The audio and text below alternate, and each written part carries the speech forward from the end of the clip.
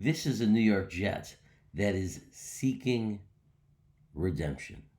Seeking redemption because he has been just crushed by the fans, and maybe justifiable.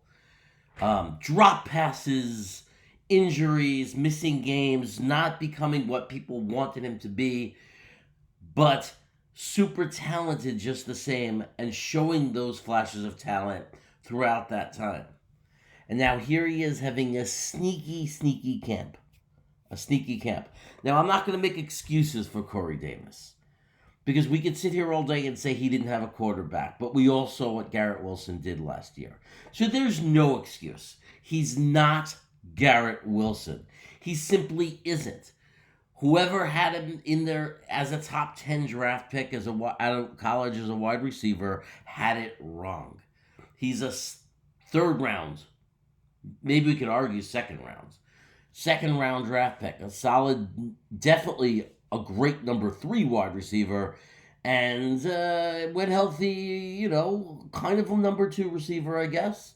It's confusing with Corey Davis. That's the thing. It's hard to even rate him because talent-wise, he was drafted as a freaking top pick and expected to be a superstar. Now, he didn't work out, but that doesn't mean he's a complete failure. He's probably someone that was more worthy of a second round pick because if you can get a solid W2 wide receiver or wide receiver 2 in the second round that's solid, you're pretty happy with that. The issue is his injuries. I mean, I don't know. The drop passes. It's amazing how we forgive Garrett Wilson when he drops a pass. Well, maybe because it doesn't happen that often.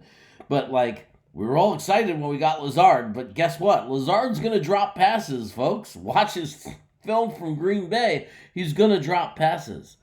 Now, Corey Davis, though, again, has had a good camp. And he has had flashes where he's a very good receiver. Sometimes he looks like a number 1 receiver. Remember that loss against Carolina, but remember the second half?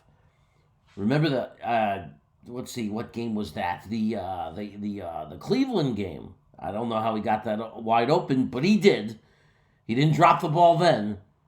And he had a season turnaround game or a game catch touchdown, a touchdown receiving pass. It's early in the morning here, folks. Forgive me. But Corey Davis is a weapon. He's definitely a weapon. He's a big-bodied receiver. Our new offensive coordinator, Hackett, loves big-bodied receivers. He loves that.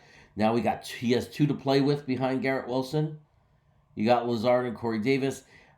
I think that Corey Davis is the number 2 receiver. Now, Lazard might take that away from him.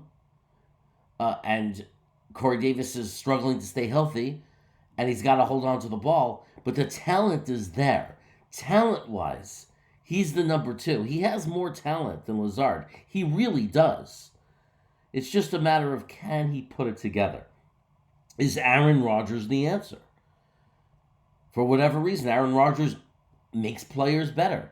Maybe he makes Garrett Wilson the best wide receiver in the NFL or close to it, like a Devontae Adams, and maybe he lifts Corey Davis to be a very good WR2. But you know what? At the end of the day, Corey Davis is having a great camp, and we should be excited, or we should at least be hopeful that he's going to be great for us. And a solid WR2 receiver and another weapon for Brett Favre as the Jets ascend. I thought of that word. I looked it up in the dictionary to make sure it was the correct word. As the New York Jets ascend to Super Bowl championship level football. Go Jets.